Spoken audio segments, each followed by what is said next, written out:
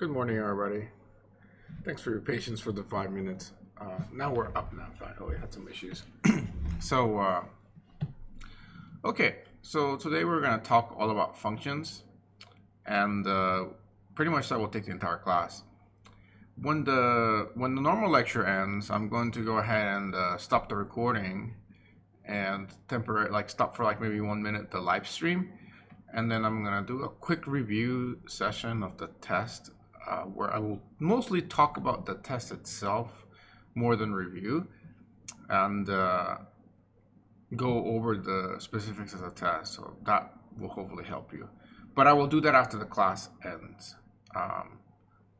So yeah, and then that piece of the video is not going to be on YouTube, but it should hopefully be available on Twitch. So I guess we'll find out. But yes, so if you want to hang around for that, you can. It's strictly optional. So, okay. Before though, I think somebody wanted me to show command line arguments again. Is that true? I can show a quick demo of that. Let me actually switch to this directly. Yeah, okay.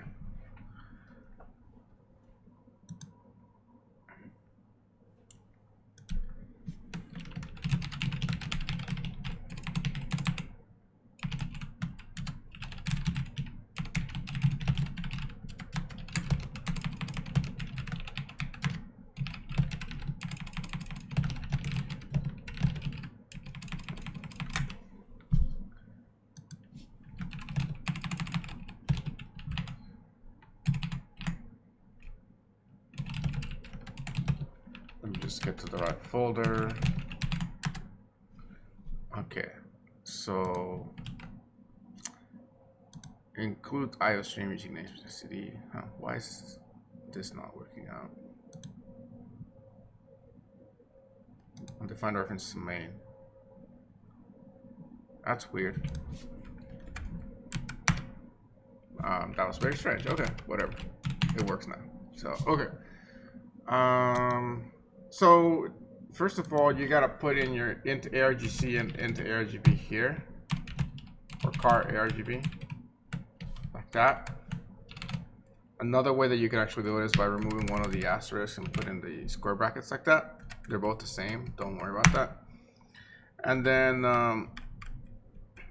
to count how many arguments there are, you can check irgc. So here you can just see out it just so we can see that size. And yeah, so let's just run that for now. It says 1, right? But if I put an argument here, like a bit number, it says 2. If I put another argument, it says 3, and so on. As long as there's a space between each thing, it's going to count it as an individual argument, and there's always going to be 1, which is the file name. So you could wrap that in a if statement by saying if argc is equal to, say, 2, then say there are 2 arguments.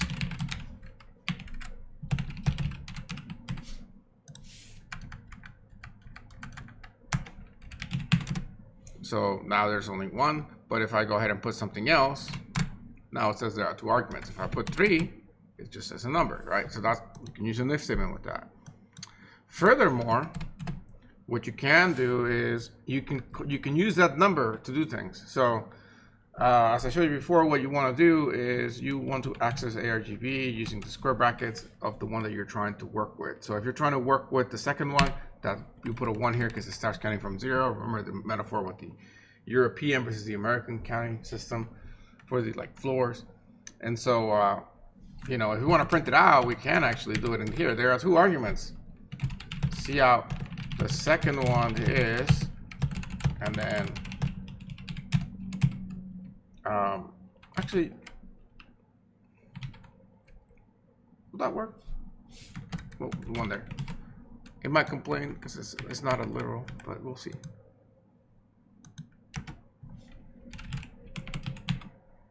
Okay, and then let's put a 20. Well, let's put a single digit. If you put a single digit, it'll say that. But if I put multiple ones, oh yeah, you're fine. Okay, cool.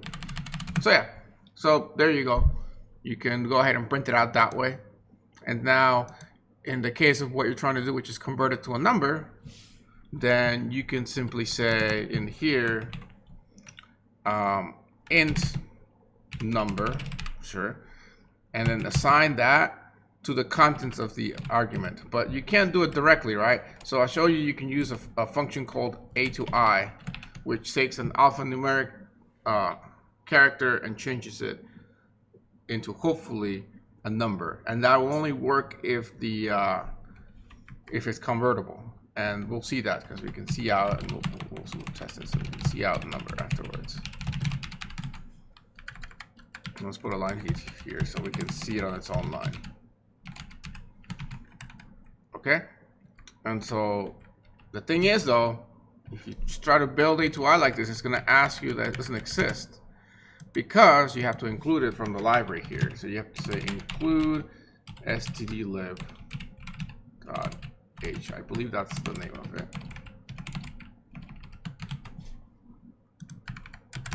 And there you go, it compiles, you run it, nothing happens. But if I go ahead and put a 66 here, then it says the circle command 66, and we see it print out here. If you want to see a number version of that, we can add here the word number version. Number. And so now, if I run it again, let's try another number, 96, number 96, okay? And of course, now that it's a number, you can just use any if statements to find out what it is. Like if number is equal to 42, then you can say cout number is 42. What about if you want to see if it's at 0? You can say number equal to 0. Then you can say cout number is 0. Of course, you could have just printed out, but all I'm saying is you can use an if statement to do different code depending on what that command line argument is. It just all depends on that. Otherwise, you can say it's something else. And you can keep doing, you can even use a switch statement if you want.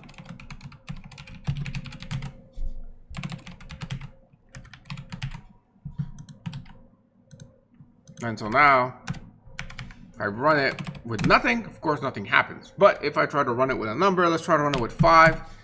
It says number is 5, it's something else, right? What if I put 42? Then it says number is 42.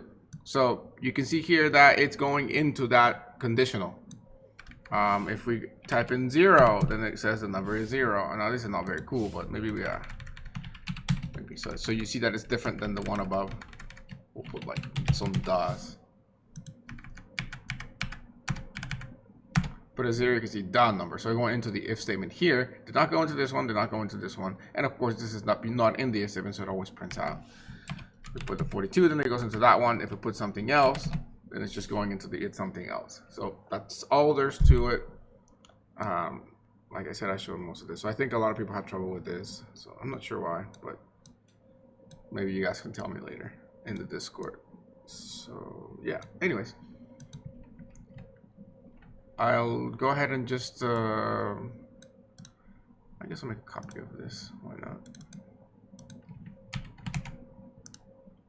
Call this command line arguments.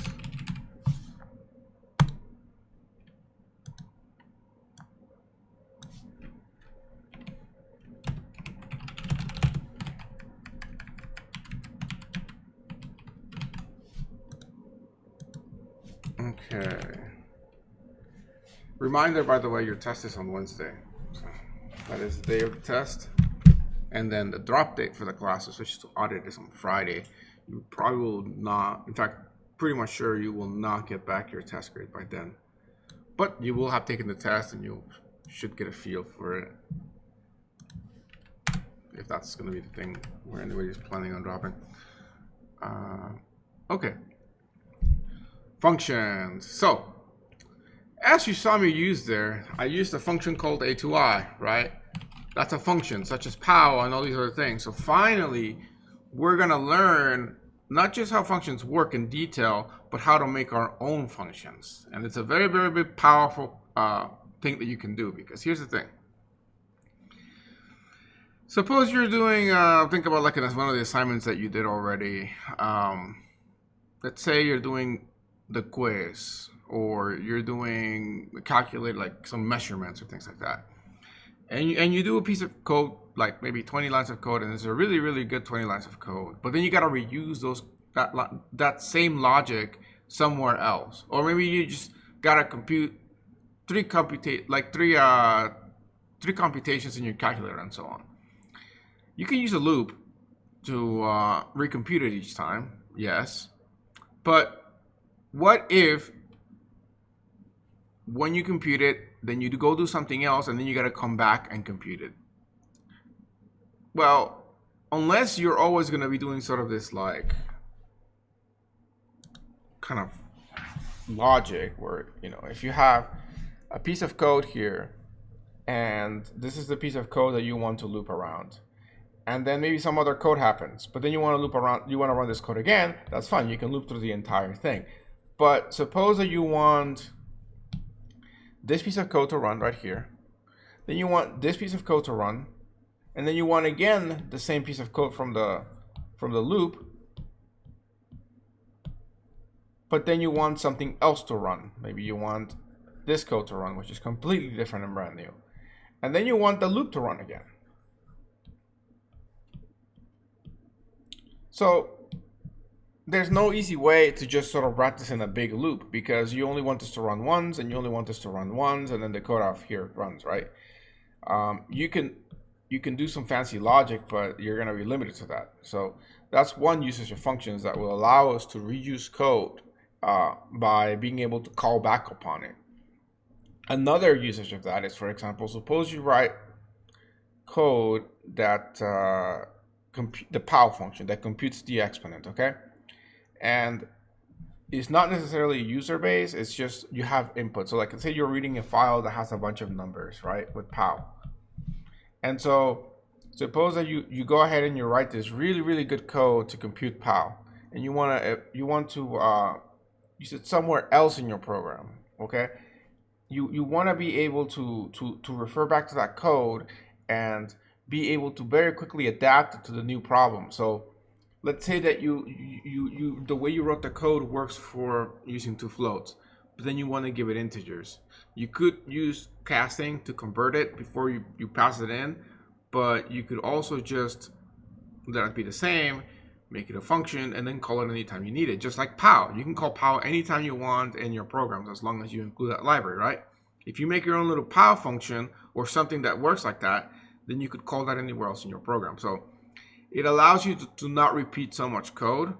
And furthermore, even in the examples that we have done in class, when you're looking at the main function, it started to get pretty big, to the point where you guys even tell me like I gotta scroll down and so on, right? When somebody's looking at your code, you know, they are trying to understand it. And one of the approaches to code that I told you about is the idea of divide and conquer, and this idea of splitting a big problem into smaller pieces and then solving those smaller pieces, and then basically putting them back together and solving the big problem, right?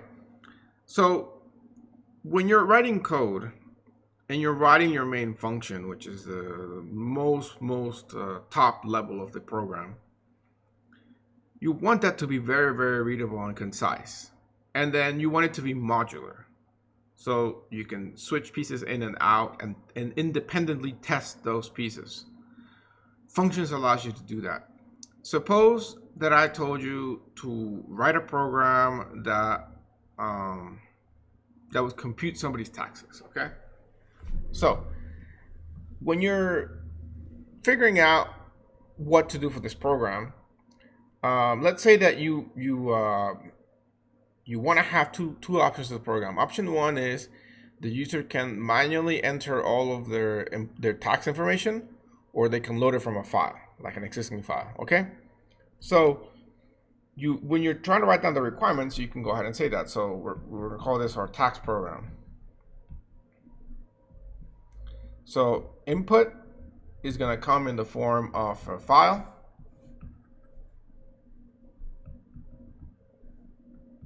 or manually typed in.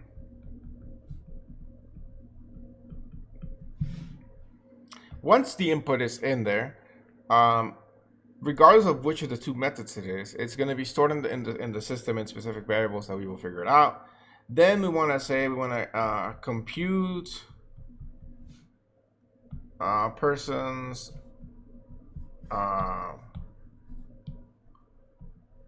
gross income and net income. And then we also want to compute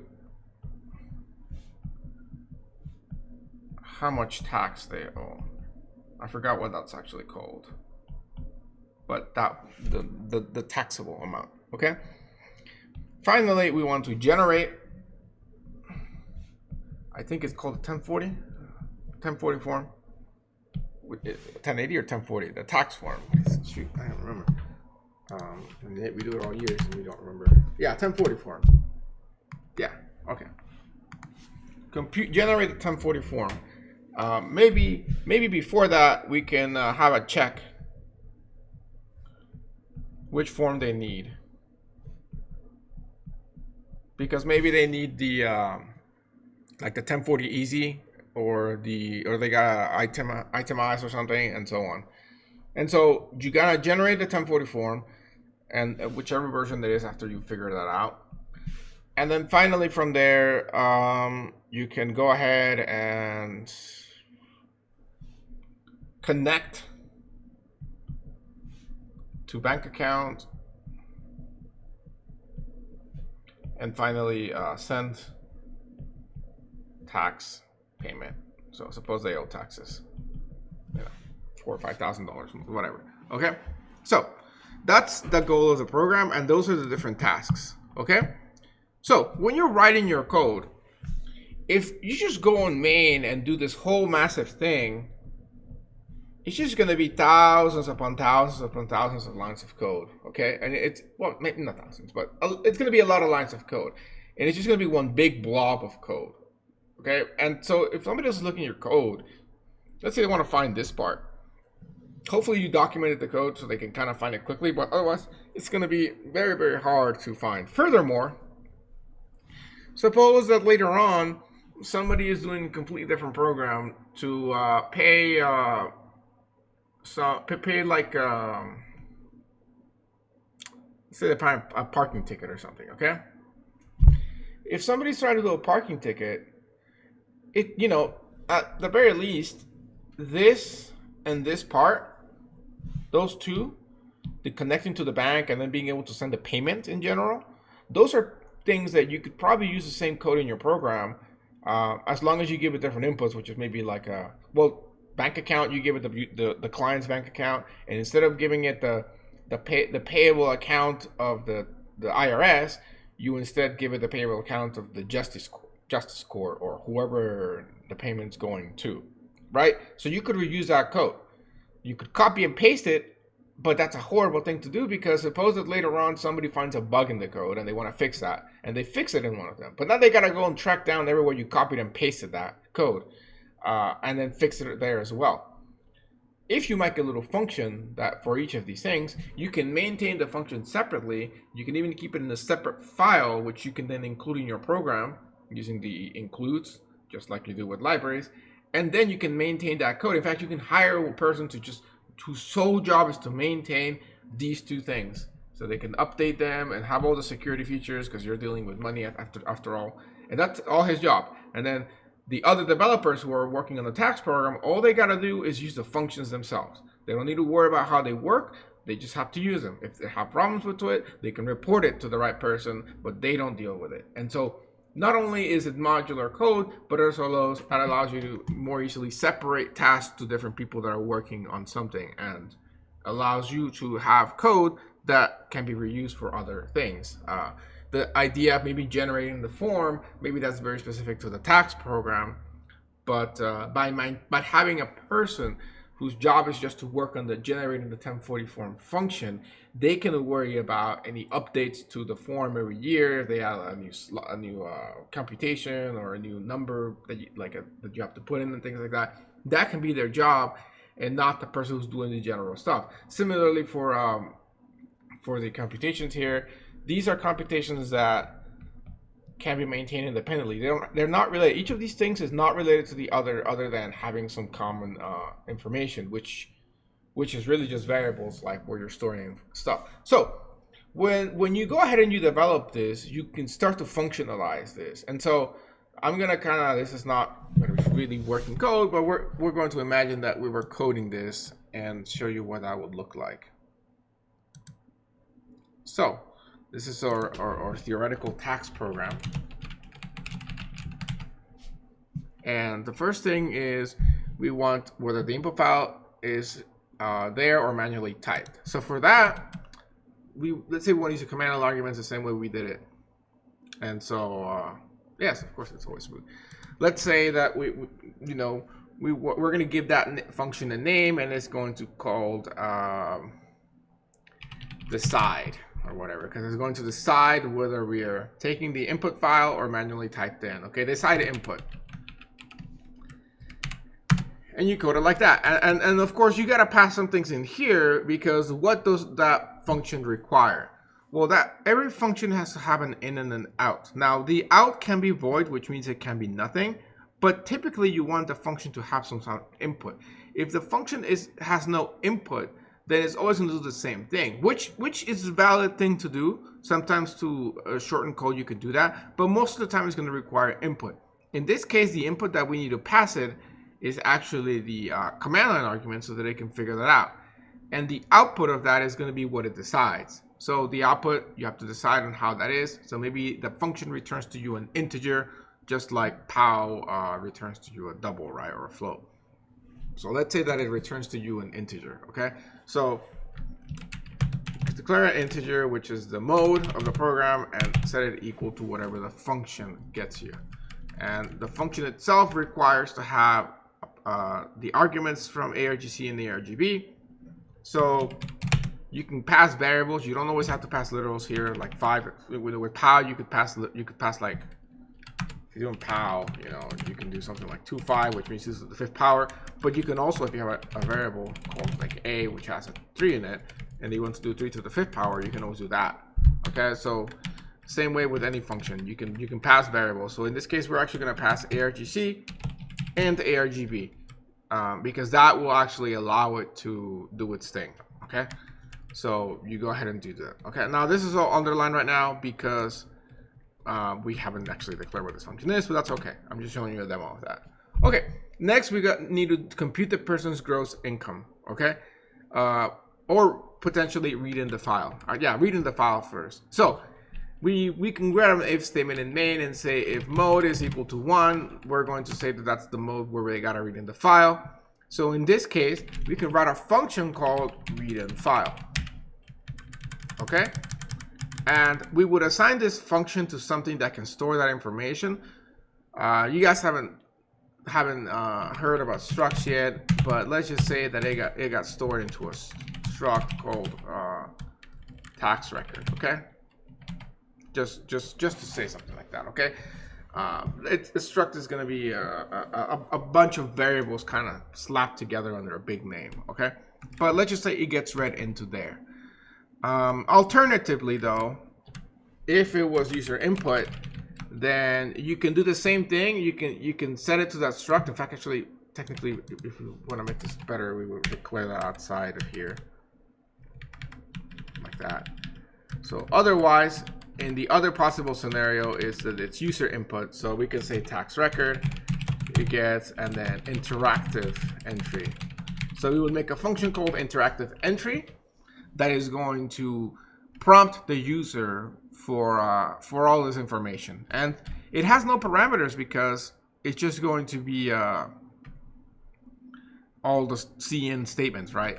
This one could have a parameter, which if we wanted to pass in the command line arguments a specific file name, we could, but we're not passing anything because we're going to say that the file name will always be something like tax.txt. And if it's not, then it would ask the user to make it that way. Or maybe the function itself asks the user to enter a name. It doesn't matter. The point is, we're deferring that decision to whoever's creating the read and file function. We just call it and we just assume that it's going to work just fine. Okay? Next, we have the compute the person's gross income.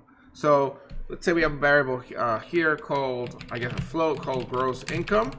And we're just going to assign it to a function called compute gross income.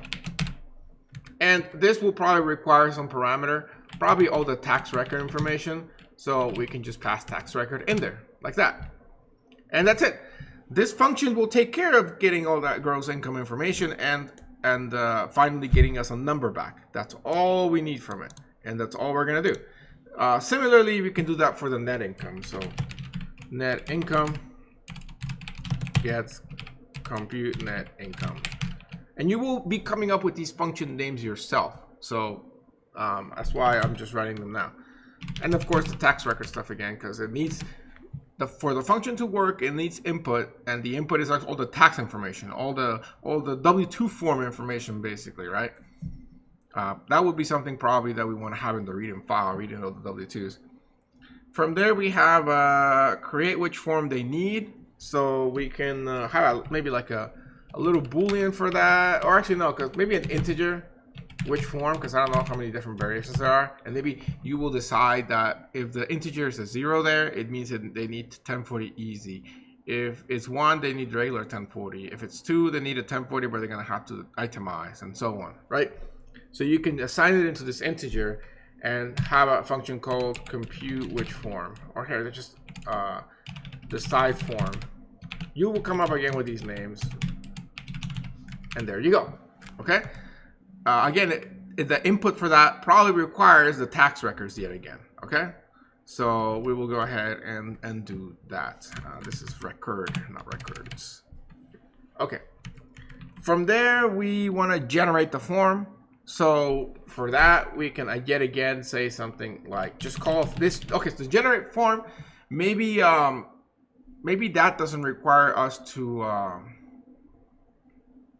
No, we probably do we want to. Yeah, let's just say that the generated form is going to create right to a file. So we don't need anything back from that function. That function will take care of actually generating the form and saving it to a file. So in this case, it's not going to return something. So we're just going to call it without having it assigned to anything and say generate form, and then pass it to tax record so that it can actually generate the form.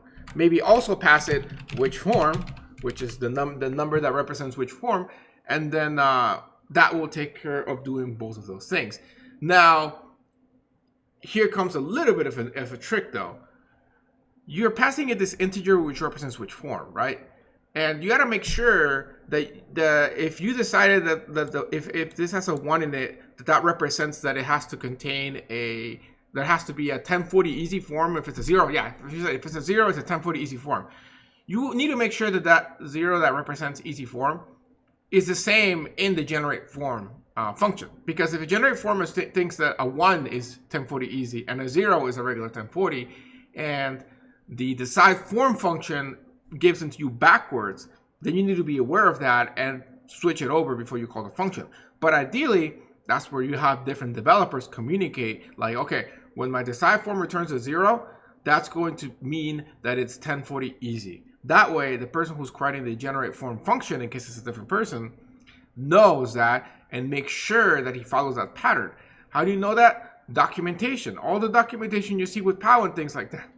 All that documentation tells you all of these things so that you can work together that way. Okay, so that's why documentation is very important. So okay, we generate the form, and now all that remains is to do the payment. So for that, we are gonna go ahead and say do payment, and that's it. Do payment itself, wherever that is in your code, will also call a function that says connect to bank account and send payment. But we will defer that to the do payment function, so you can have a function call another function inside of it. The example of that you're looking at right now, main itself is a function. It's just the only function that runs when you run a program. And the main function is calling other functions here. You can see here's main, and these are the functions, right? that same pattern could go on. So do payment here, that can call additional functions that you create, such as connect to bank account and send payment information, which are the last two steps. And there we go. Now this whole program here is 21 lines of code. However, it's supported by hundreds of lines of code that are not shown here. That's okay, because each of these is working individually, and each of these can be created and tested separately. And once they are good to go, then this program will work. Obviously right now, if I try to compile it, it's going to tell me that none of these exist because they don't. I would have to include them here or create them, but that's okay.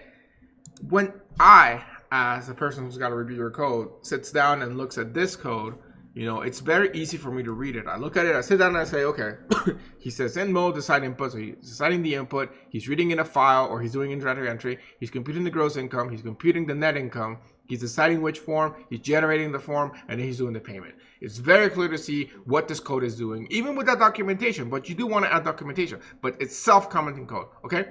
If I want to, as somebody who's reviewing code, want to look deeper into the code and see, okay, how is he reading in the file? Then I can go ahead and look at how the function read in file is implemented.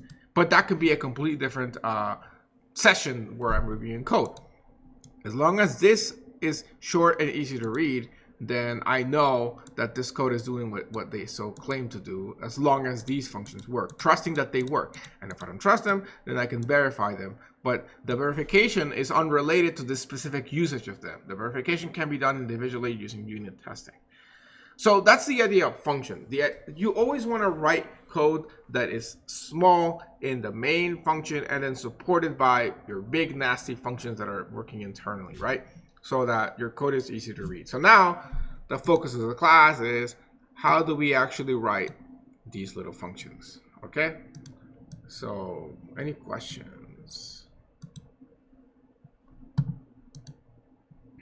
I'm gonna go ahead and delete this though, start clean.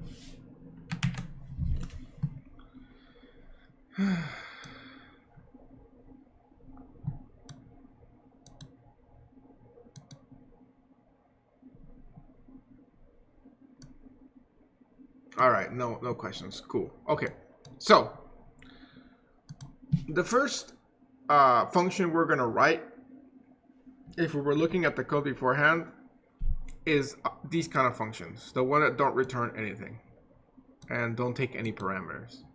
We'll do that as the baby function. To create a function later, you need a void function name. I'll show you the syntax in a second.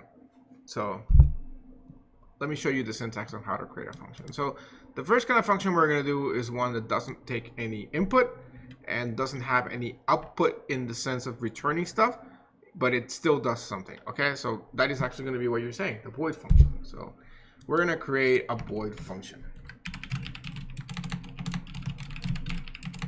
So you can write functions at any scope. I could actually write a function inside of main. However, remember your scoping rules. If you want a function to be available to other parts of your program, you have to take scoping into consideration. If your function is only required to be used inside of this specific program, then I could write it in here.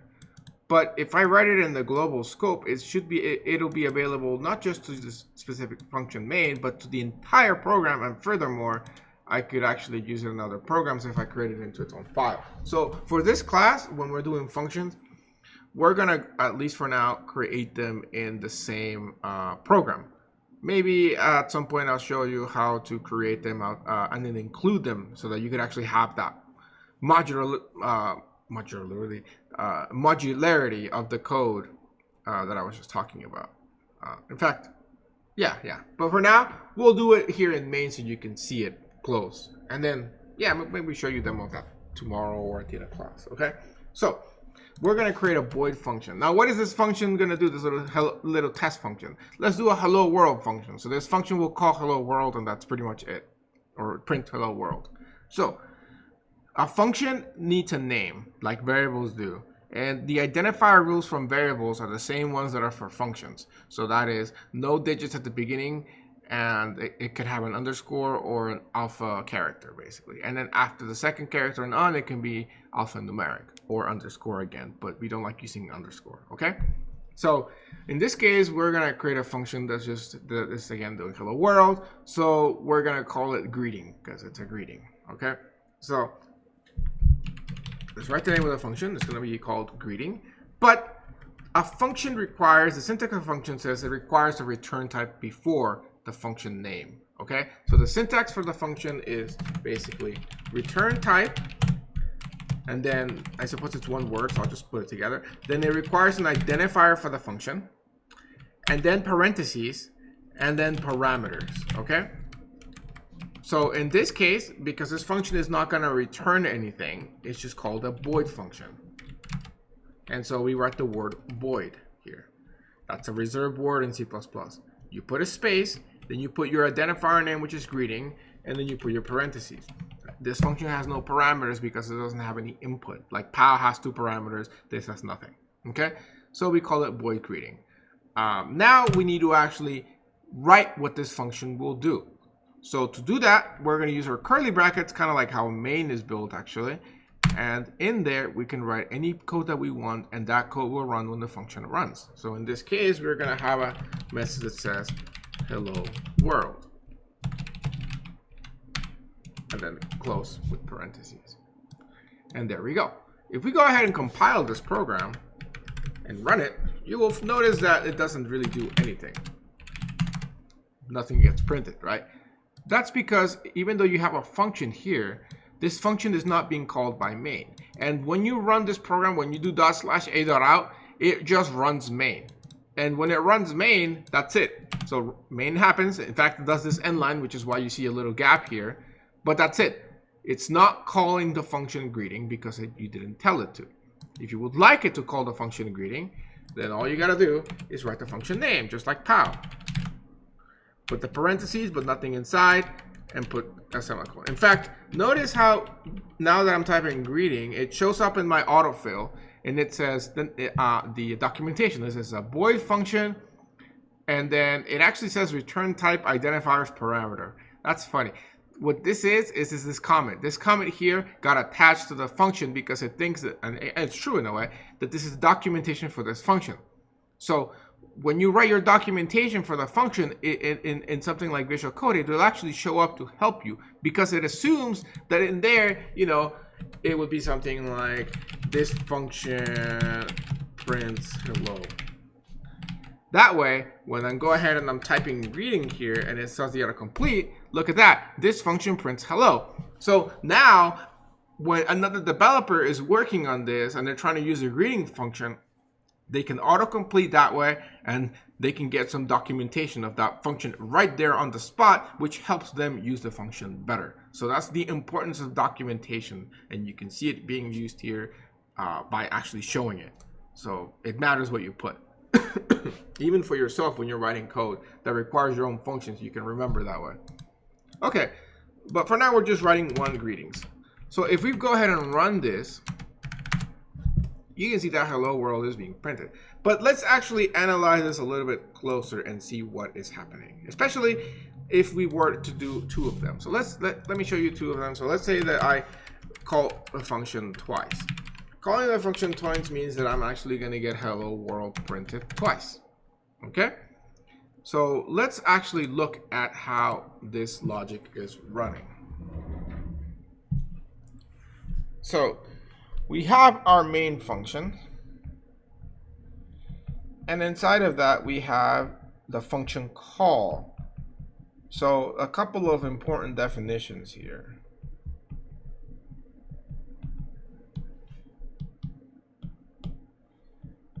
This is called a function call, and then somewhere up here in the code we have the function definition and declaration actually.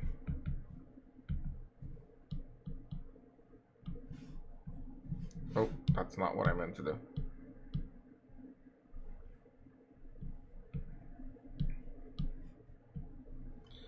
So here we have the CR blah blah blah hello world, okay? So that's what that is, okay? And so from there this is our function declaration and definition. I'll define those terms in a little bit. Okay, so what I want to show you is how this program runs. So the program starts at the beginning of main. The first line of main is going to be greetings. When it sees this, execution halts in main. It stops right there. And then it creates a sort of routine that goes to void greetings. And from there, it starts running this code. So it runs this code. It counts hello world. It gets to the curly bracket and then it stops. At that point, it comes back to here and then it continues. It goes here. Yet again, it halts. And when it halts, it creates again a new instance of the function greetings, runs this code, which prints the second hello world, gets to the curly bracket, and then it terminates. Goes back down here, comes back to this, and then from there, it goes to the next line, which I believe is a cout and line, and then if you have return 0 there, it does that. But it's important to understand how the logic works. It goes here, runs this, comes back down, runs this again, comes here, and then continues on. Okay, so that's just kind of important. So let me go ahead and while I have this, let's define a couple of definitions of function stuff. Okay, vocabulary. So we have function prototype. We have function call.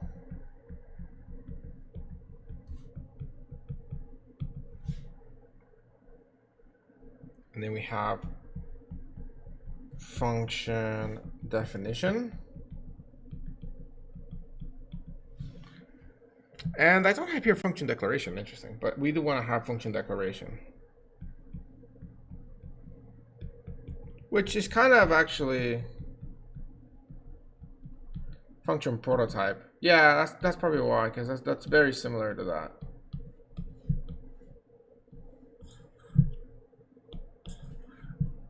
Well, why is it not letting me highlight?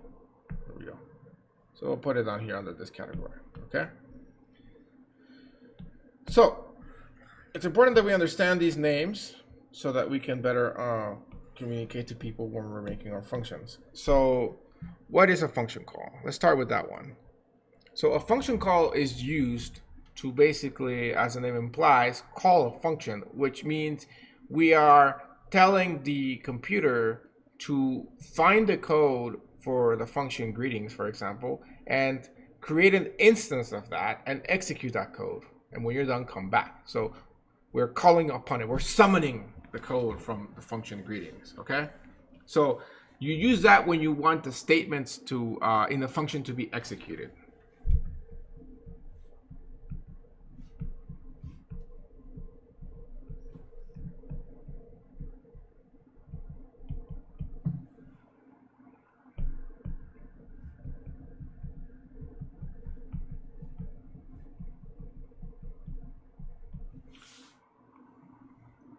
Okay. A function call requires two things: the identifier of the function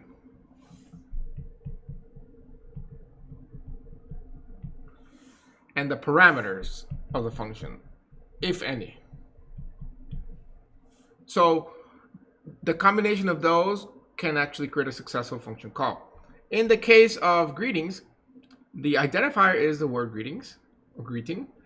There are no parameters, but you have seen parameters such as pow. Pow requires two things: the base and the exponent. A to I requires one thing, which is the character to convert to a number. File streams, when you do the open, it requires the name of the file.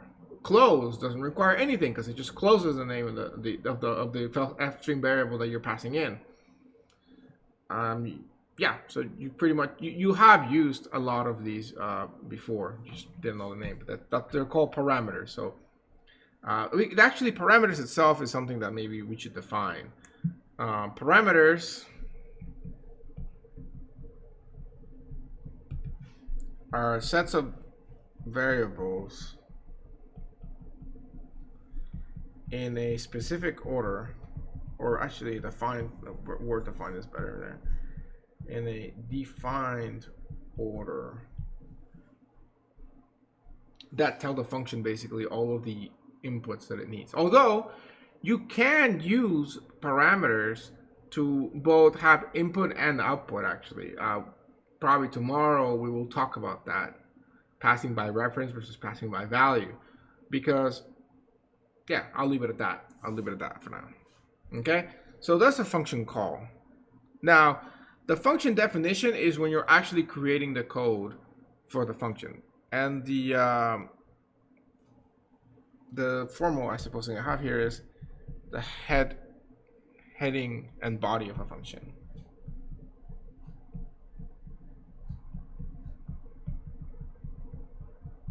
Yeah.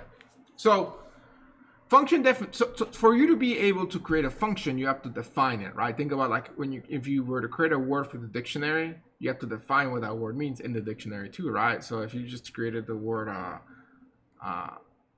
blah, and you define that blah represents an item that you speak, or I don't know. You have to define it in the dictionary so that people can look it up and know what it does, right? How to use the word in context. And so that's what your function definition is going to do. And it consists of basically all of the code that you want the function to run, which is all the statements. So the body is all statements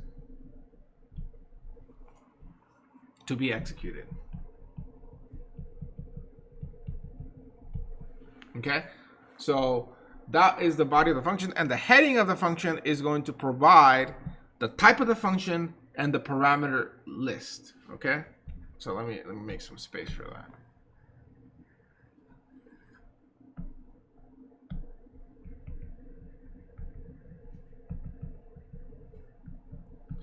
This type of function and parameter list. Now, why do I say parameter list and not just parameter?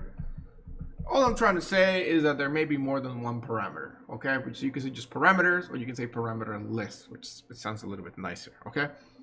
This heading is also sometimes what people call function declaration. So that's going to be that first line of the function. So when you're writing your function greeting and you say void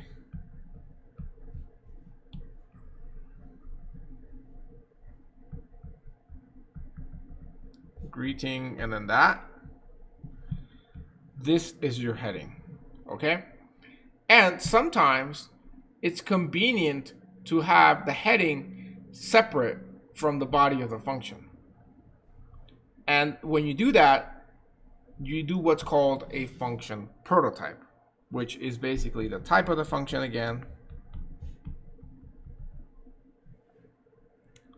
the name of the function,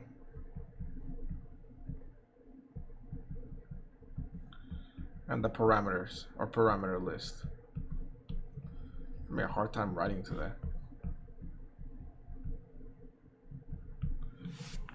There we go. Okay, so basically those parameters, you can kind of define them to be the data type in or out. Yeah, that's a good. I suppose also we haven't really talked about it, but the method of passage, which is just again pass by value or pass by reference. Okay, so I think that these definitions will pretty much cover us. Okay, so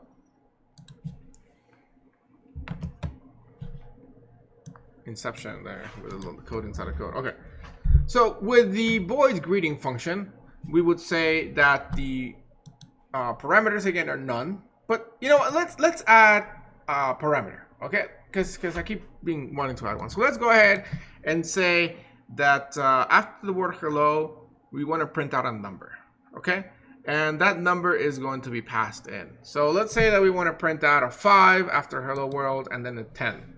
So we get 5 after this one, and then a 10 after this one. Okay, so now our functions have a parameter. And that parameter happens to be an integer. That just makes more sense. You could actually make it a car, but let's just make it an integer. So, because it has an integer, we need in our function declaration or definition here to add that parameter in. And we need to give it an identifier name, okay? Doesn't matter what it is, but ideally you want to make it something that is a explanatory or self-defining name. So we're going to call it number.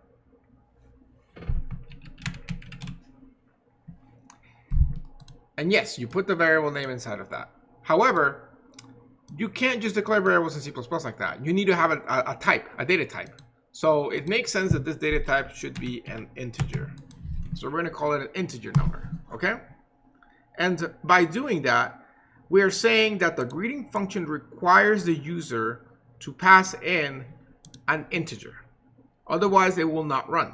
So now if we actually get rid of this and we try to run it without that, it will complain and say, error, too few arguments to function greeting. Pointing to the example in the code where you're actually calling greeting without any arguments. And it even says, declare here as greetings numbers. So it's requiring an integer. You can pass it one, in fact, you can pass it one by declaring one, so you can see both ways. Or you can pass it literal. So one of the ways could be just to pass it the integer like a variable, or to pass it an actual literal, like it's 10. Now in this situation, if we go ahead and run it, you can see that it doesn't do anything. That's okay, because I mean, you are passing the number, you're just not using it in the code. If you actually wanted to print out, then you have to call it here. So how do you call it? Well, it's called number. So all you gotta do is just write number there, and you're good to go. Put an end line, so you can see it better. And now you can see that it says hello world, it has 5, hello world, and it has 10. So now you have a function that actually has a parameter. So we can talk more about this. So first of all, when you're doing your documentation now, it will be useful to follow in the syllabus that says in and out, but say the input be something like number to print. That way, if I'm writing here greetings, it will show me void function return type. Well, that's just what I wrote. This function prints hello, input number to print. So there we go. So okay, from within the function call, yes, you've seen it used when you use the pow function. When you use the pow function, you pass it in by saying pow2, 5, right? So yes, you will eventually use a comma to separate the parameters from one another. And similarly here, you will use a comma. So here, I guess we'll skip ahead. Let's add in another letter that they can print, or another number. So maybe they do that and that. The second thing is also an integer, so let's go ahead and say int number. Although this one's not going to print, we're just going to take it in. However, you can't just call it number because you already have one that exists called number. So I'm just calling number 2 because it's actually the second number. And there you go. So now you have 2 parameters. So when you're calling a function, these are called parameters, as I said, and these are called parameters. But it's a way to differentiate the parameters here from the parameters here is we call these the actual parameters, and we call these the formal parameters. So I have that written down somewhere here so I can show you. I don't, but that is the name of them. Okay, so you call the actual parameters, as the name, as the word actual implies, is the actual ones, and then you call these the formal parameters, which are the ones that you're actually that you're like declaring as a sort of a generic parameter per se, because they're not associated to any values. The ones that have values is when you actually call them with values, right? So this is actual stuff, like actual parameters. These are formal because they're formal greeting, formal values that the program requires. Okay. So I guess I can put it here, actual parameters, and then these are formal parameters. So now we have a function that has parameters in it, and it's a void function, and you're asking yourself, why didn't I just write these 2 lines here 3 times? Because I can very quickly change this code. Let's say I want to lowercase the word hello world. Bam, 1 single change, run the code again, it updated in all 3 instances of it. Very easy for somebody, even if it's myself, to maintain this code and modify it, and it will modify all instances of it. Furthermore, it adds the ability to throw in any number here, and it goes ahead and uses that number. So it's very flexible in that sense that, you know, I have repurposed this function to using multiple values there instead of having to create 3 variables or do other things, right? So hopefully you're starting to see the power of having functions in your code. Next, I want to talk about, again, I already talked about scoping, but I want to make sure that I remind you that when you're running code, it runs from top to bottom, just like when you're reading a letter in English, right? So let me give you the comparison to English. Suppose that you're reading somebody's argument on why the Beatles are a good band, okay? So in the first paragraph, you introduce the Beatles and you talk about how they were very influential at the time that they were singing and making songs, okay? In the second paragraph, you talk about why they made such a shock when they came to America for the first time. But you use the word they, you know, because you're saying, you know, they were influential at the time when they were in the UK, and when they came to America, they became a global phenomenon, okay? Notice that you're using the word they to refer to the Beatles, but you may not necessarily name the word Beatle in the second paragraph, right? You do that because you've already stated that you're talking about the Beatles. And because the user is expected to read from the top to the bottom, the reader is expected to read the paper that you're writing from the top to bottom. By the time that they get to the second paragraph, they know that the thing is about the Beatles because you mentioned it on the first paragraph. So you can use the word they instead of the Beatles. Now, you might use the word Beatles or interchange it, blah, blah, blah. That's besides the point. You usually say the stuff you're talking about before you use things like they or he or she or it, if it's a dog or something, right? So the same applies here.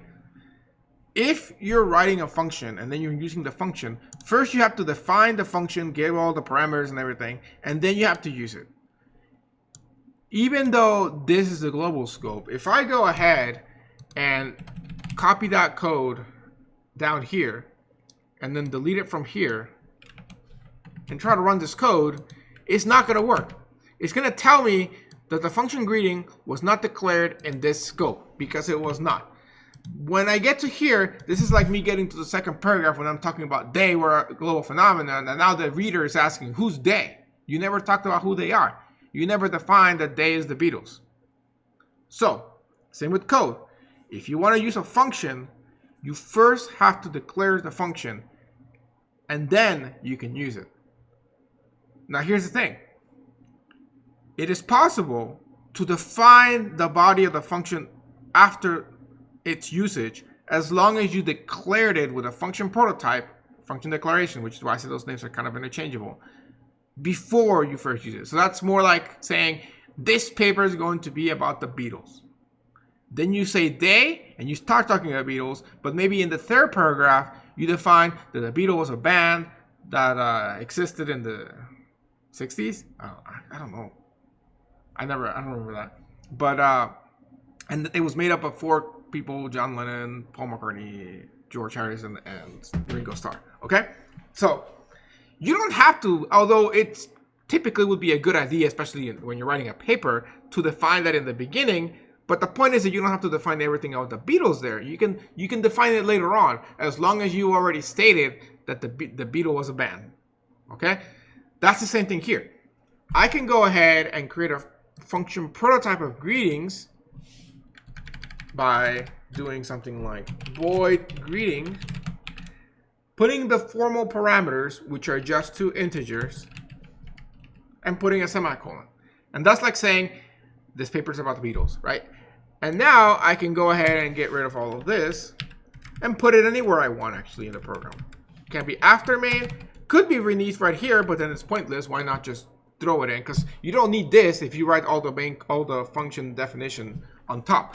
But if you don't want that, because sometimes it's not nice to have all this blob of code and then your main, you want the main to be at the top, then you can use this, which we now call, as I said, function prototype or function declaration.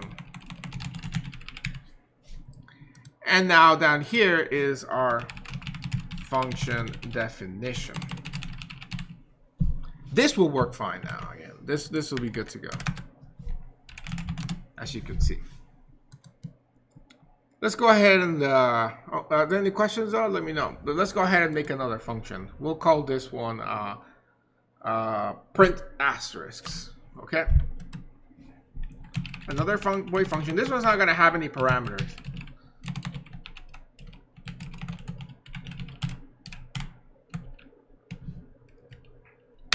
Again, we're going to make the function prototype up here, and then down here we're going to go ahead and make the function definition. So we'll say void print asterisk. Now these are variable names, like identifiers. So you want to make sure it matches when you're doing your function definition and your function declaration.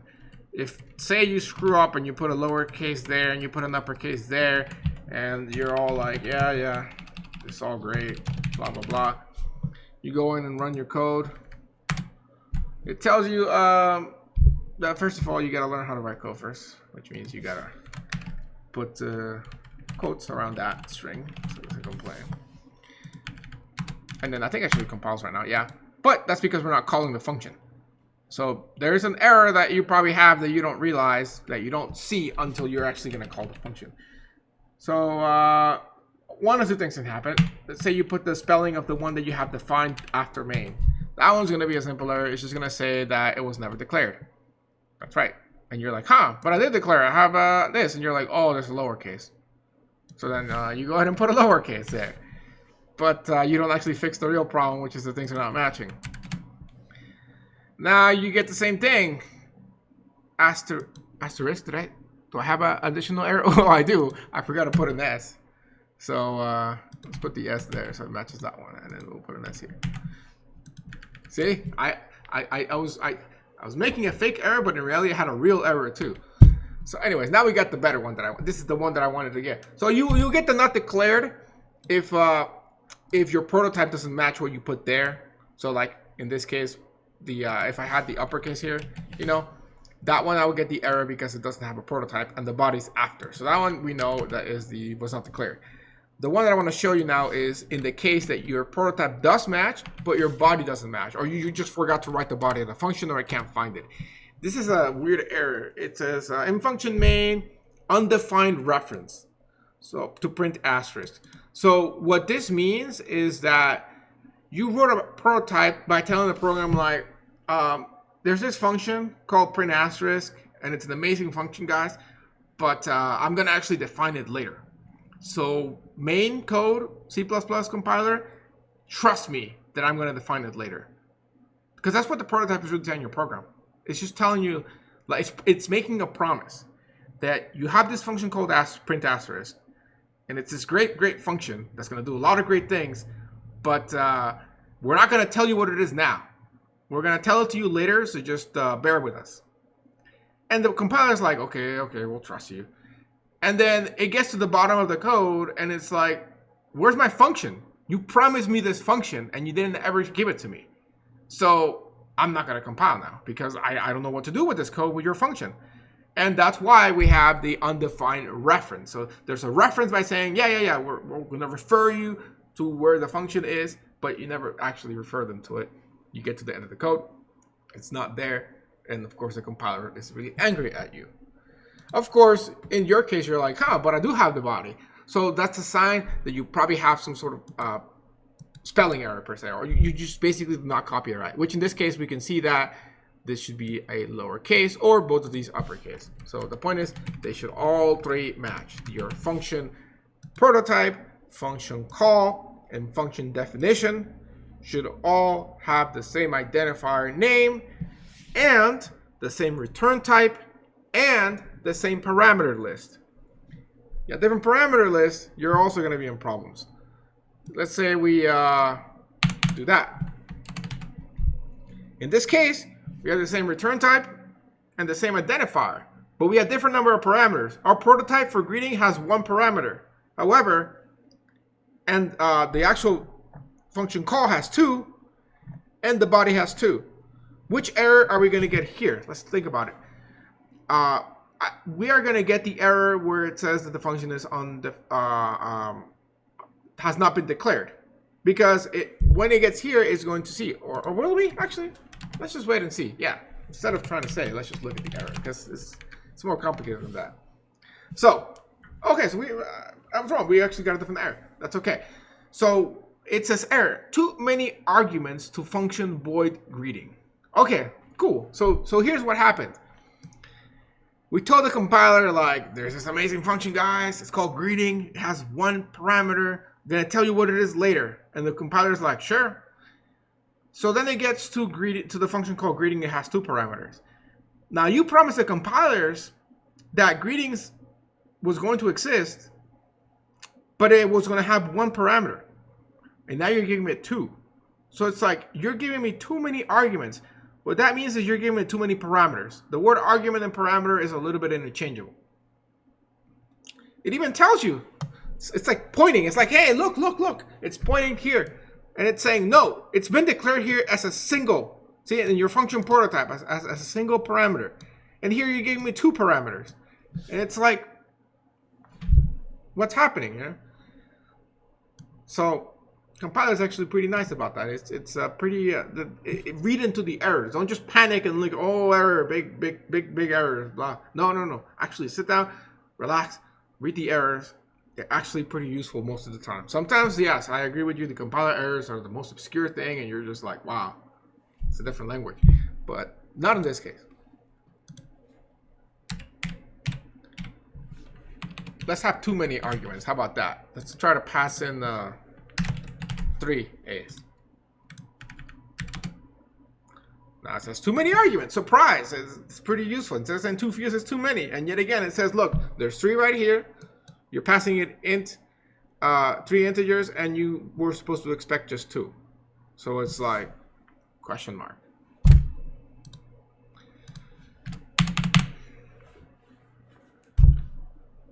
Any questions?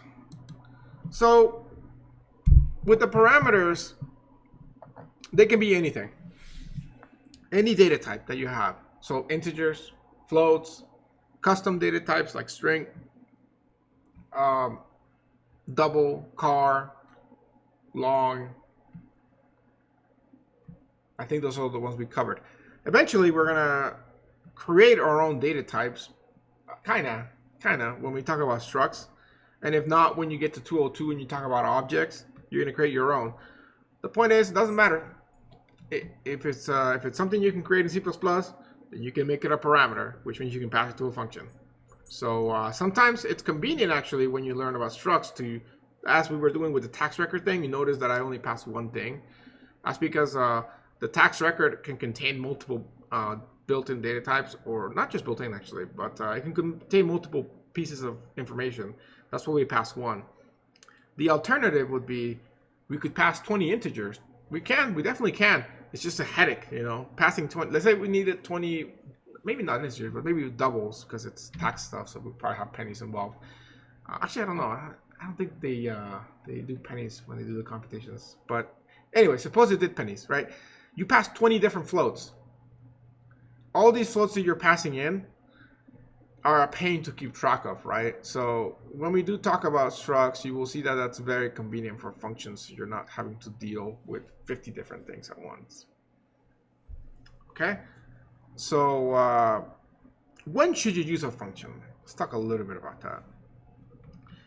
The most important thing, and hopefully you kind of got a feel for that, is you want to use it when it makes the program easier to understand. Notice that when I wrote that text program, it was very, very, very, very self-explanatory on what each of the lines of code did. Versus like if I went ahead and looked at your assignment 3 with the quiz, right? Furthermore, other big usage of function is when the task needs to be used in different places. So if you want to say hello world 50 times in your program, of course hello world is so short that it's kind of questionable as a usage of function. But suppose it was a bigger message. It's a big greeting, right? You can just call the greeting function wherever you need. So that code reusability and being able to maintain the code is important. Okay? You want to stick with that divide and conquer approach and splitting a big problem into smaller ones and separating those smaller problems into functions, because you can test those functions independently. If I want to test the greetings function, I can code it and then I can create function calls with different inputs and just make sure it's really, really working well before I can continue working on my program. So it allows you to sort of identify and concentrate on sub-problems that you may run into. You know, if you were working on the assignment with the command and arguments and you were stuck with that, I heard some people switch it to CN in the meantime. That's a good idea. If you can't figure something out, you can sort of leave a placeholder, right? Functions allow you to do that because your main function can be like reading input, right? And then if your reading input function doesn't work, you can sort of write a placeholder function and then come back to it later on. So you don't have to have that working to do the rest of the program. It's a good ability to do that, right? And yet again, the big thing is when you're in the real world and you have multiple people working on the same project, functions allow you to split the workload and make each person sort of focus on their own areas by having their own functions they're working with. And really, code reusability is such a big thing. You want to be able to use your code in multiple places. If you write this really amazing math function that computes like some differential equations, I don't know. You want to be able to use that in other programs. You know, if you make it into a little library, which by functions, you can call it with other programs, right? You make this amazing function that computes the exponents called myPow. It's a pretty popular function, right? If you write your own version, you may want to keep using it over and over again. Of course, we have already one that exists called myPow or Pow, but I'm saying if it didn't, at some point somebody did that function and figured like, hey, this is actually pretty useful to have. And bam, it got added to the CMath library, right? So, yeah, those are the two big things with, multiple things with functions that's pretty important. Okay, so let's keep making it any harder. Does it speed up code processing any? So, that's a good question. We don't really talk about that in 135. You will, if you're in CS, you will definitely talk about it when you get to 326. And, yeah, maybe 302 a little bit. But, functions are actually not as efficient as writing code just nonstop. When you make a function, remember I said the program stops and then it goes to the function, right? In this case, our functions don't really have any local variables aside from the parameters. But supposedly we have some variables in the function, right? The way internally it works in the computer is, as your code is running and it sees a function, it stops execution of the code. It has to tell the operating system to allocate memory for the function, organize everything, sort of prepare everything for the function, have the function come, do its thing, and when it's done, it has to clean that up and then come back to the main function or to the function that called it. This is an expensive process in terms of time and space. It actually makes the code a little bit inefficient, but it's a worthy price to pay to have code that is good. In fact, you would never see a situation where somebody doesn't write a function because they're trying to save time, to make things super efficient, because the compiler can do what's called function unwrapping and other things, where it can sort of kind of split those functions up into just regular code. If you're so concerned about that, you can also use macros and things like that. So ultimately, it definitely doesn't speed it up. It slows it down, at least the code itself. It speeds up code development, that's for sure. So, which is what I think more important at the end of the day. If you're working on a program and you got a deadline, it's going to speed it up to create the code because it's so much easier to test. They're trying to test like massive code because you can test tiny pieces because you can test your functions individually without a problem. If you're writing everything in main, just massive walls of text in main, then you got to test everything at once. It's a headache. So that's kind of that. But they will definitely talk about that when you get to 326 and they start talking about the call stack and those things. So yeah. Okay.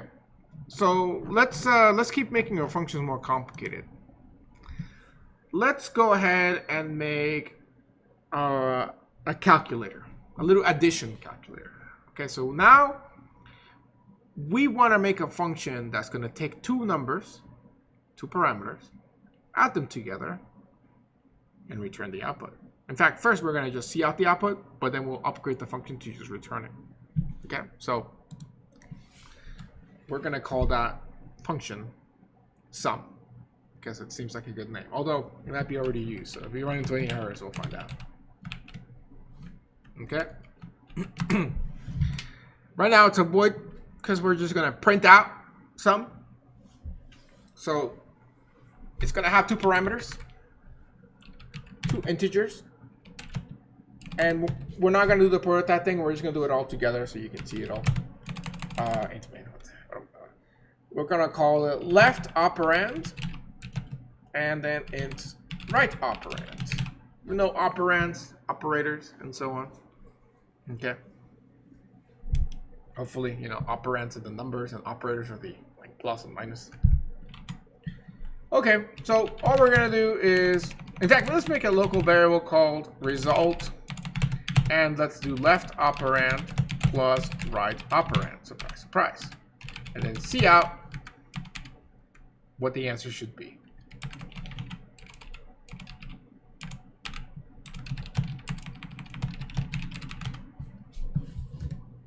Okay. So let's go ahead and comment out these functions that we made before. Code can still be there. We're just not going to call it.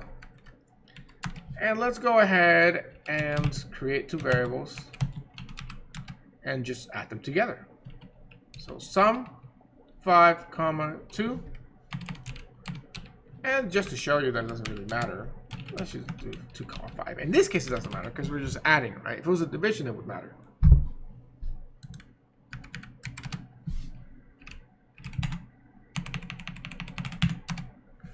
We get 7, 7. Because 5 plus 2 is 7. Great. Cool. It works. Yay. All right. No surprise there. But what if, instead of just printing the answer, we want to get the answer back so that we could potentially store it in the variable? So int c gets that. What if I want to be able to do that? And then, of course, after that, I can just go ahead and see out c or something. But the point is, what if I want to do? I want to store the data back just like POW does, because POW returns to you the result, right? It doesn't just print it to the screen. That would be kind of useless if you're trying to use that as a computation for something else, like a big formula. For that, we're going to mess with the return type. The return type is this first piece of the function here. Right now it's void because it doesn't return anything. But you can make that be any data type that you have, whether it's built-in or custom. So in this case, we can make a return an integer by putting the word int there. And so now our little function is going to return an integer. But, oh shoot, I did the thing where it zoomed out. But here's the thing though. Actually, you know, I should make it. There we go. Okay.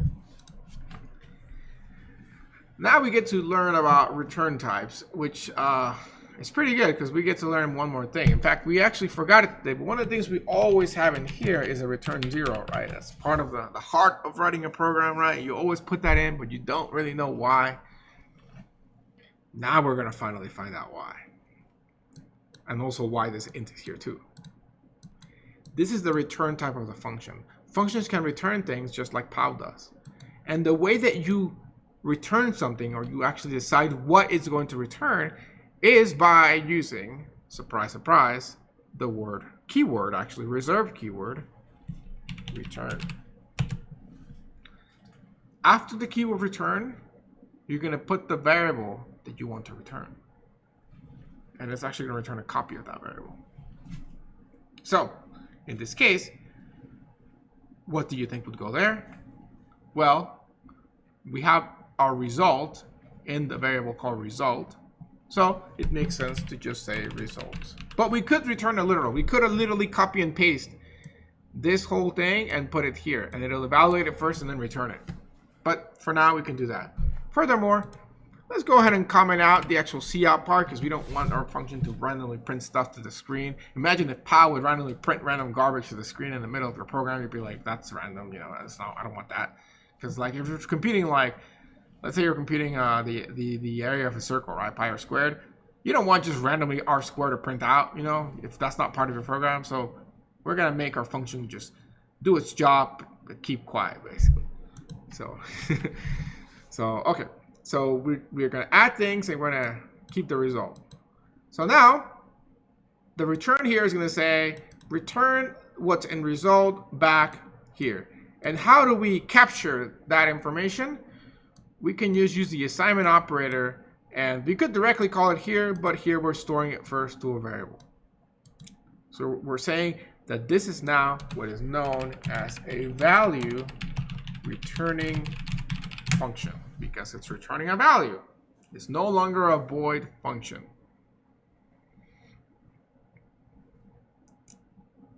Hopefully that makes sense. So let's go ahead and run the code. Clear. And we get a 7. That's what we got before, right? But we got it in a different way now because now we're actually printing it from main from the variable C. So at this point, we basically created almost the same thing as POW. It's just that we don't have the part. So let's go ahead and just very quickly convert this into POW. So it's going to be called my POW.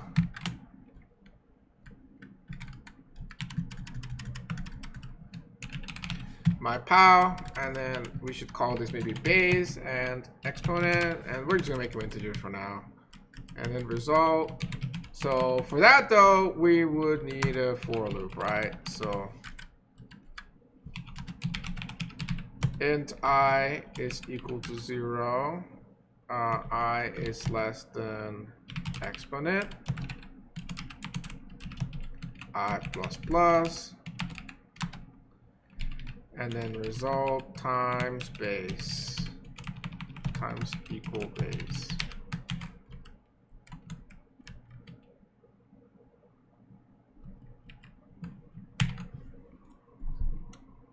I think that should do it, but we will find out.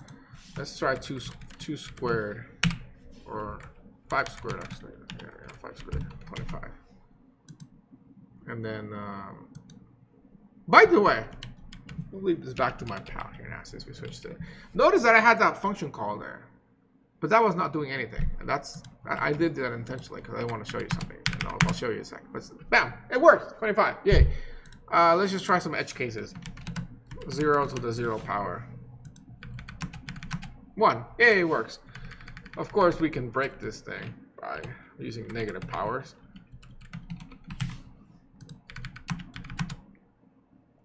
It still shows 1, right? Because it never went into the loop. So it's not exactly the best version of my POW, but you know, within a certain constraint, it works for positive numbers, and that's okay. We could make it better if we wanted to, but not what we're trying to do right now, right? But anyways, the point is that if you go ahead and run this, you get a 9 there, which is coming from here, but you also have this thing right here, right? What is that doing? My POW there is still actually computing again, in this case, 2 to the 5th power, which is 32, I guess? I don't know. Let's find out by actually putting it here. It could be 16, but not 32. Okay. So what is happening here is this is still a value returning function.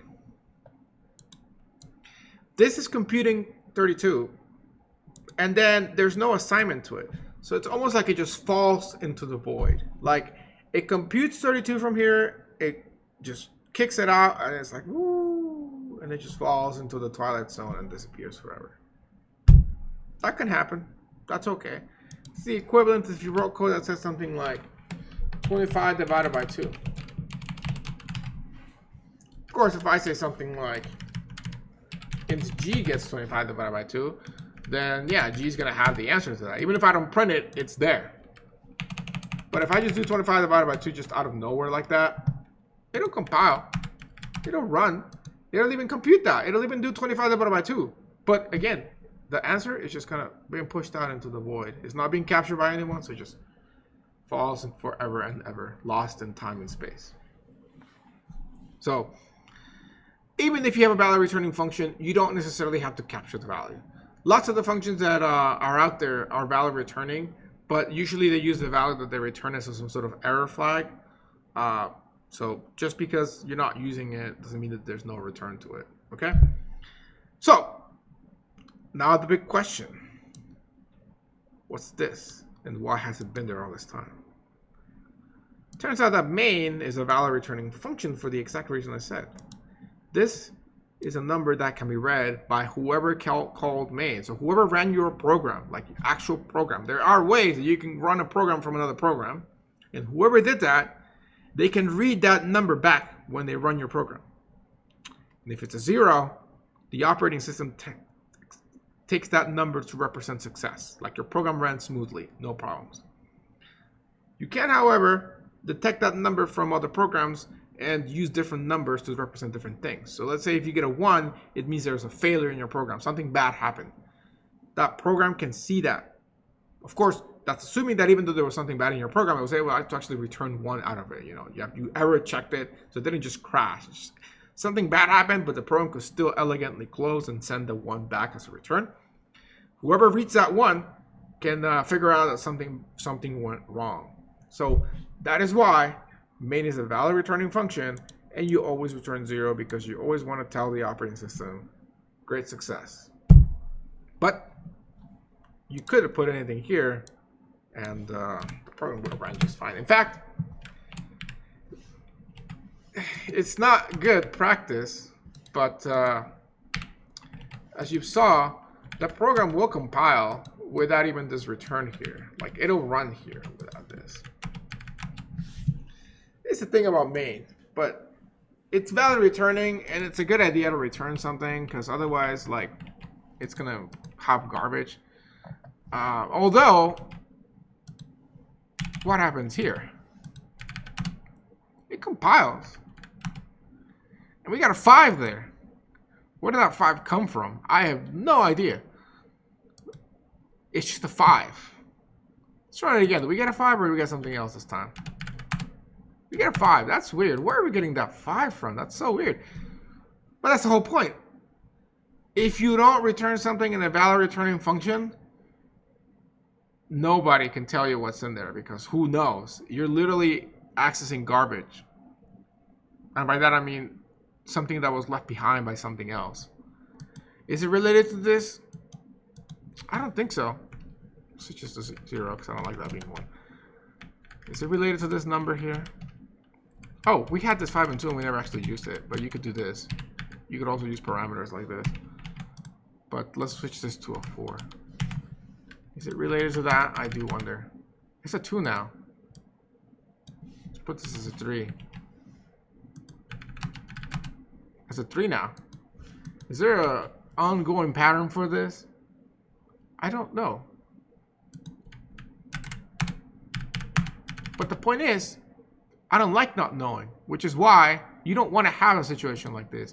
You want to make sure that you always have a return in a value returning function that is valid so that you actually get good data. Because if not, you're at the mercy of whatever is there. And there must be some pattern internally. Probably some of these variables are kind of over sort of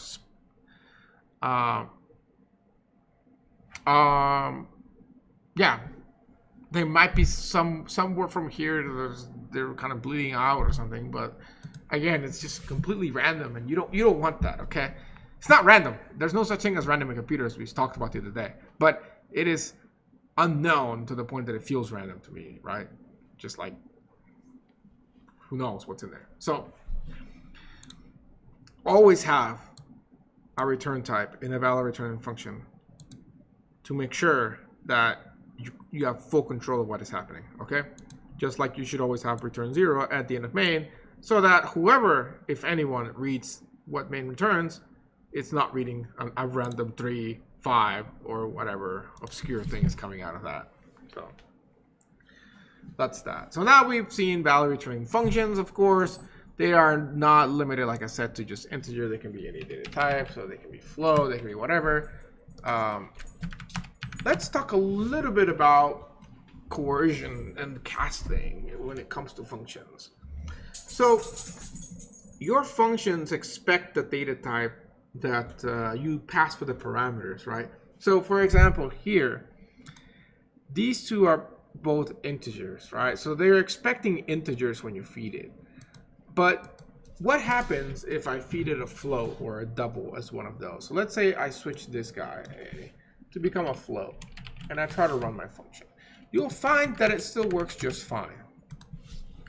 But you gave it a float, and it was expecting an integer. That's okay. That's the same thing that happens when you assign to a variable. Sorry, my dog yawned distracted me. When you assign to a variable a different data type, if it can be coerced, then it will. So if you have something like a float that has a decimal, and you're storing it in an integer variable, it chops off the decimal part and keeps the whole number, right? Same thing here when you're doing it in the function call.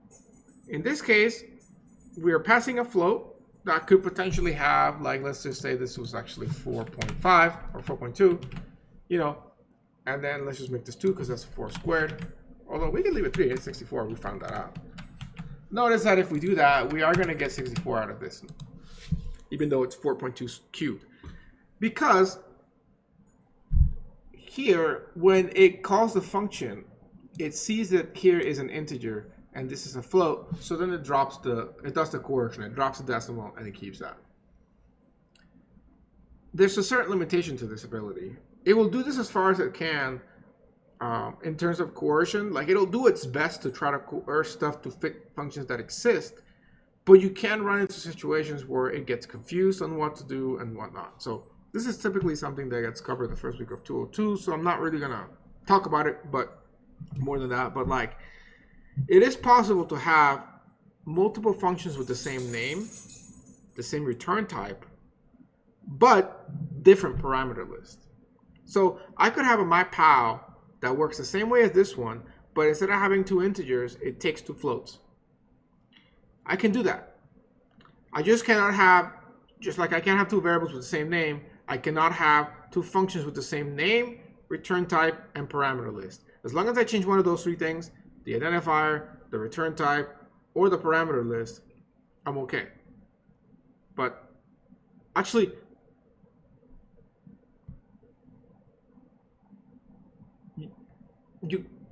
I might be misleading you there. If you have 2 functions with the same with the same parameters and the same identifier, you can't just you can't just have them be with different return types. Sorry. So let me rephrase that. You can have multiple functions with the same name as long as they have different number of parameters, or the parameters themselves are different types. Okay? So I could have a myPal that has a float and a float as the parameters, or a float in an integer, or a float in a string, or a car, whatever. And I can call them myPal, and the compiler is perfectly fine. Where it runs into problems is when it cannot pick which of the functions you're trying to call. So if you have 20 functions called myPal, which all take 2 parameters with different types, as long as what you give it, it's something that matches exactly one of them, it's okay. If it doesn't, then it does this little coercion that I'm talking about. But it's a situation that can appear where let's say that one parameter is off from what the type should be, and it can coerce it. But the thing is, if it can coerce in this direction or it can coerce in this direction and they're both the same distance, then it can't figure which one. That's where you run into problems. So that's something that we'll talk in 202 about first week. But just be aware of that if you're writing functions and they have the same name, which you have to think of why you're doing that in the first place. But if you do, then make sure that the parameters are different, or at least the types are different. The return type, actually, even though like I said, I made a mistake there, it doesn't matter if it's different. You'll still run into problems because it can't resolve yet again which one you're trying to call. Why? Well, the dog wants to come back. Okay. So, yes.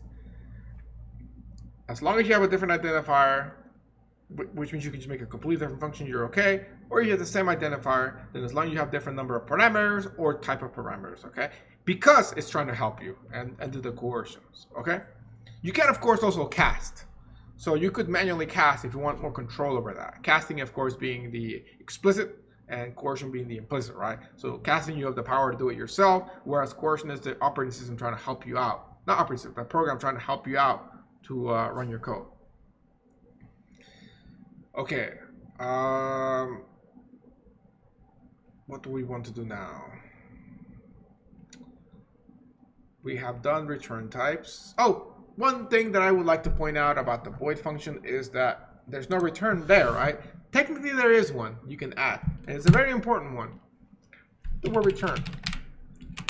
But unlike the other ones where you put the type here, as you can see, the return can be a literal, it can be a variable, it can be anything. This one with the void function does not have anything after it. That's because void functions don't return anything.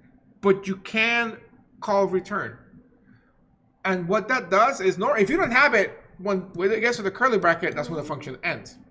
But it's useful to have the ability to return, because one of the things you might want to do when you have a function is do error checking. And if there's, what kind of error checking can you do in a function? Well, the parameters. You want to error check the parameters to see, like, suppose that somebody calls my pal and they feed it a 0 here and a negative exponent, which of course is division by 0, right? So let's actually go ahead and add that in. So if base is equal to 0 and exponent is less than 0, so negative number, that's an error, right? So we can't do that. So we can see a message saying division by 0, error or something.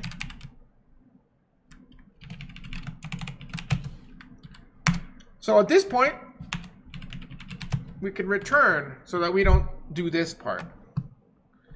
However, we got to return something because it's valid returning, so maybe we just return 0 out of that. But we have at least the message that came out. That's the best thing you can do until you learn about try-catch exceptions. So that's one usage of that you can return early out of a function this way. So if you remember break, it's kind of like that, but more powerful. Return will just stop the function at that point and get out. So none of this code will run. The moment it sees the return, it's done. Of course, in this case, it's returning a value, right? Because value returning. But on the other hand, with a void function like this,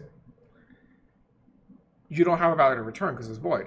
In fact, if you try to return something here, it's going to give you an error. It's going to say, try to return something. Yeah, return statement with value in function returning void, which is not allowed, right?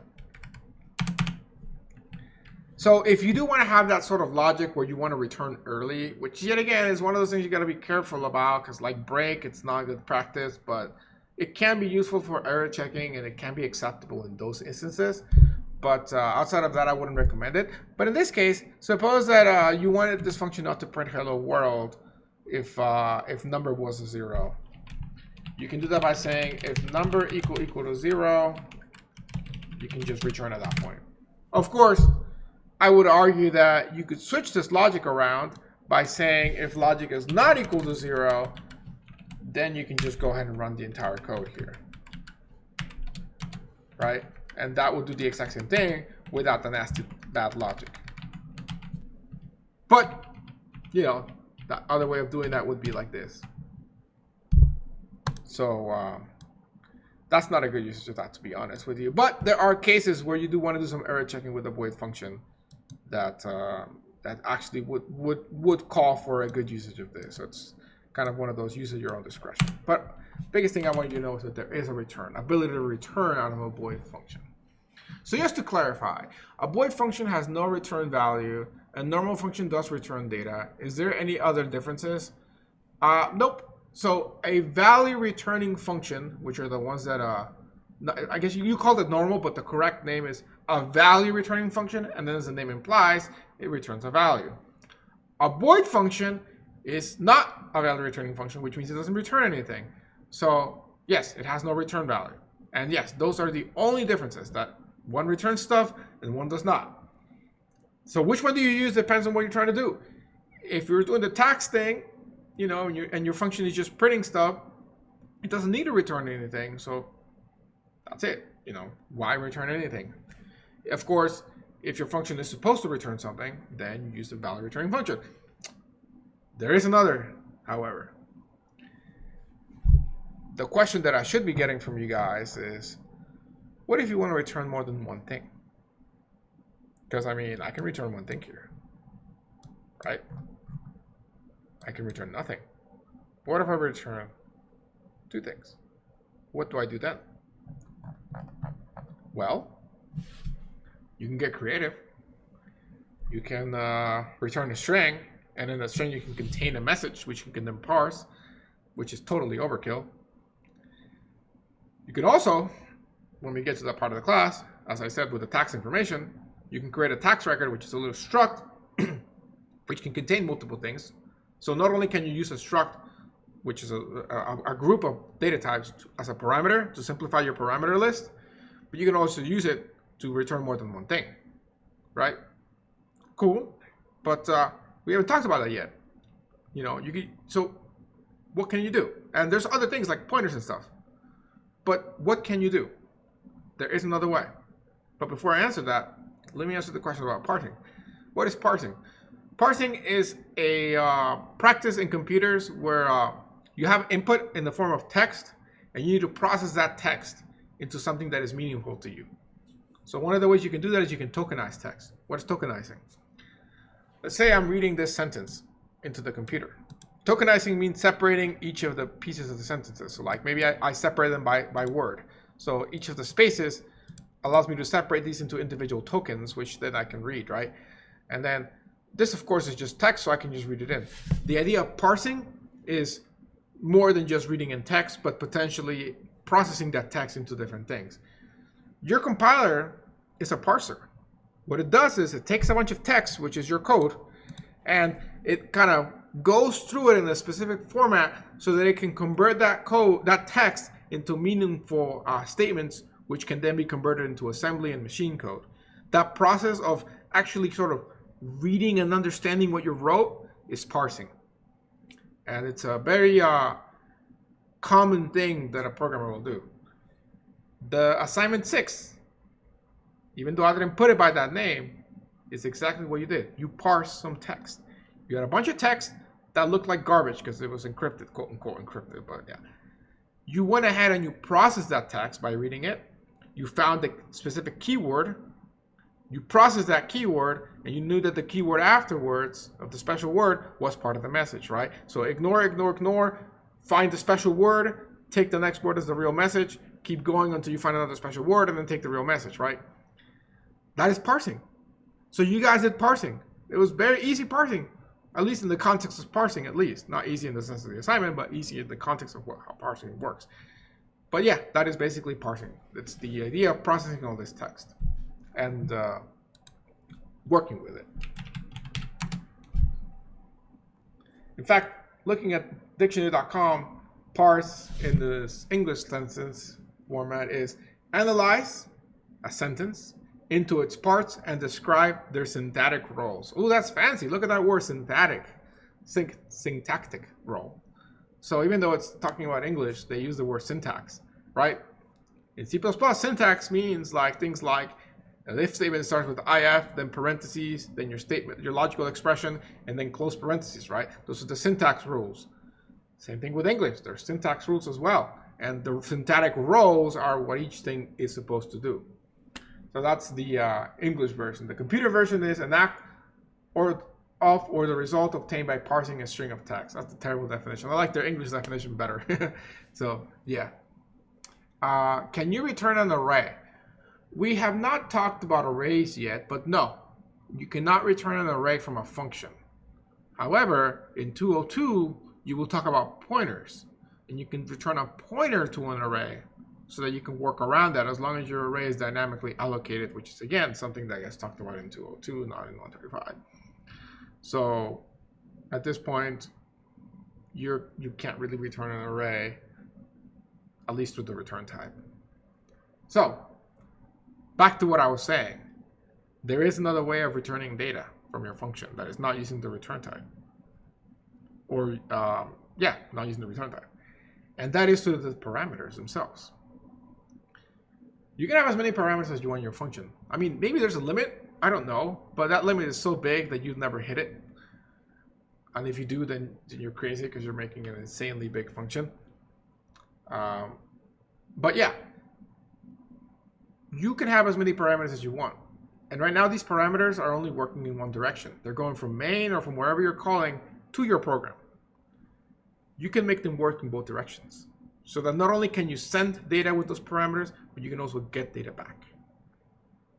And that is the idea of passing by reference versus passing by value. However, we will talk about that next time because I don't want to start talking about it and then just kind of end it since we got 9 minutes left. So, that's what's coming in the future for you guys. Because right now, we're just passing stuff in, but we're never getting it back. So that's where we'll end that. Now, there is one thing that I did want to tell you about what I already showed you that I was thinking about earlier, but I can't remember. Although, unrelated to that, something that I haven't ever talked about, and it's, I suppose, useful, is the term concatenation. So maybe I thought I'd take maybe 5 minutes to talk about that. So concatenation, okay? Concatenation is putting two things together, essentially. And there is a thing known as string concatenation. So when you see the plus sign in C++, it doesn't just mean addition. Like if I do, well, I mean, if you do A plus B, it doesn't always just mean addition. There is another usage for the symbol plus, and that is depending on what the data type A and B are. So yes, let's do a two-string assignment.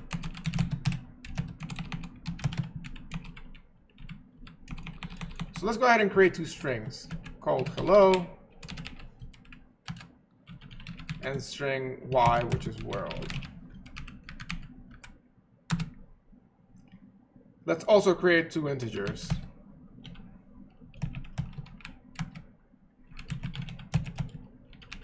Like that. And so, and by the way, let's put a return 0 here now that you know what that means, because that's what's basically going to end the program there, so we won't see the rest of the stuff, which I don't want for this quick example. So there you go. Usage of return right there, at least for debugging purposes. If I say cout w plus ww, this should get me 5 because I am doing addition. I know I'm doing addition because both of the data types of the left and right operands are integers. There are floats, doubles, same thing. However, suppose that I do the same thing with a string.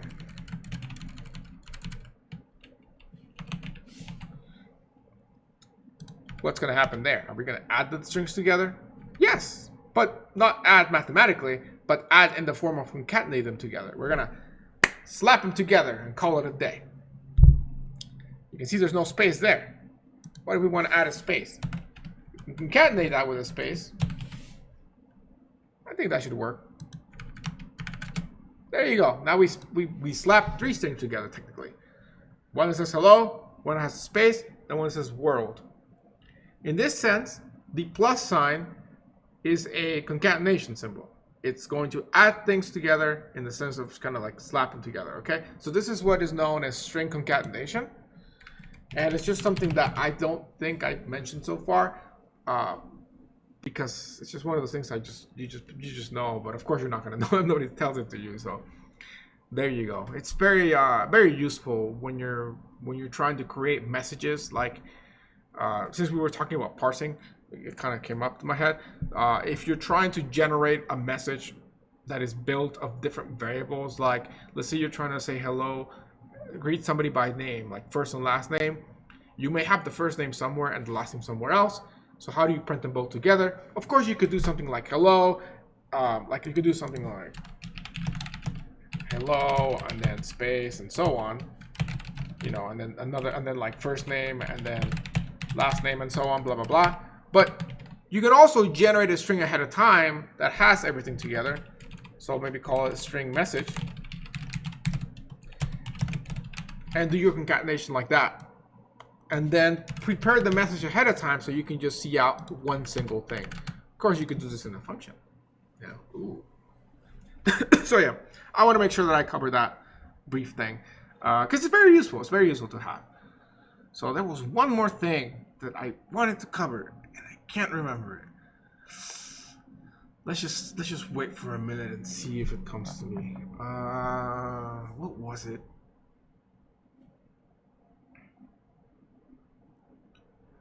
Don't know, but I'm assuming that if it comes back, I'll tell it to you tomorrow. But anyways, so what's gonna happen now is I'm gonna go ahead and stop the recording, and then we're gonna switch gears and talk about the test. And like I said, hopefully that I did have a situation last semester where I did talk about the test, and the Twitch stream did not save there. The talk about luck, but you know, such as life. So if you guys are here, then you can hang around and watch that. Does anybody have any questions about the lecture? Not the test, the lecture. We'll switch to test mode in a minute.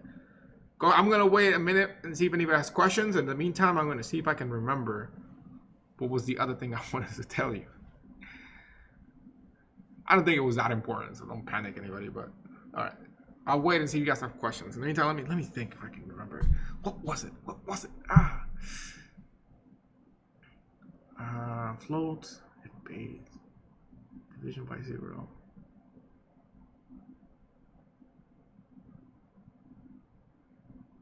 I don't know. Maybe I said it already and that's why I don't remember it. Or you know what they say. If you can't remember what you're going to say, it's probably because it's going to be a lie. So, who knows? So, any questions? Anything, guys? Go ahead and ask. You got 3 more minutes of potential questions before we switch over.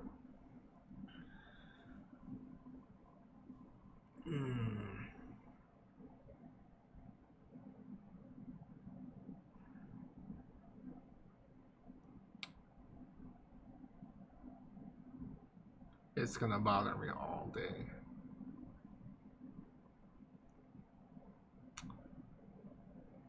Well, I guess it's gone.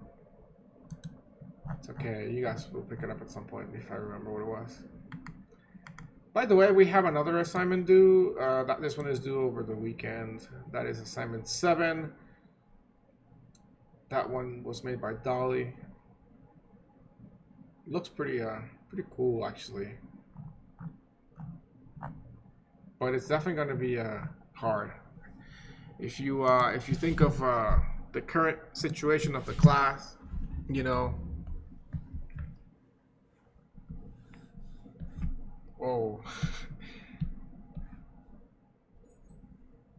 This is the difficulty curve of the class. I think we're about here right now. Actually, after functions, maybe we're here. It goes pretty exponential, I'd say. Although this looks more like parabola, but still. This is what we're gonna get by the end of class, and then this is 202, and then this will be like 302, and then like it's off the page for the rest of the classes. So it's definitely gonna get way harder. So you guys have to make sure you stay on top of things now, because I'm telling you, ask people who are in 202 or 302, they think this is literally a piece of cake, because it is at that time. Now it's hard. So make sure you keep up Remember, this class has like a 50% pass rate, so it's your job to keep up. I can't do everything. So, okay, no more questions. All right, so we're going to go ahead and end the video. And I'm going to turn off the stream for about 30 seconds, and then I'll come back. And then I'll have the test ready to go. So if you're here, just hang around. I will see you guys in a minute. If you're watching this on YouTube, then this is where the class ends. So I'll see you guys tomorrow.